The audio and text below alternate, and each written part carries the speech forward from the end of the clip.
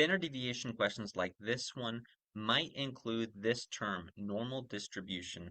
When you have a normal distribution, it's always going to follow this distribution chart here. So it's very important to memorize these percentages because they do not always exist in the problem, but it will be required you to know what these percentages are. So the idea here is that 2% of everyone is below 2 standard deviations below the mean. 14% are between 2 standard deviations below and 1 standard deviation below, which actually means that there are 16% then in total to the left of 1 standard deviation below the mean. And then clearly we have the 50th percentile here, which is the sum of 34, 14, and 2. And that also indicates that between -1 standard deviation and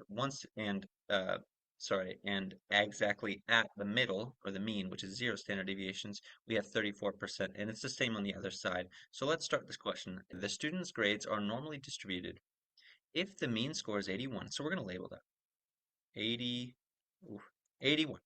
And 2% of the students scored 95 or greater. So if this 2% is over here and it goes to the right, that must mean that right here we can say that they got a score of 95. Okay? And all we need to know is what is 1 standard deviation. So a standard deviation is like a distance, really. So 1 standard deviation then would have to be the distance from here to here. Well, if from here to here is 14, then it means that halfway across, or 1 standard deviation, is just 7.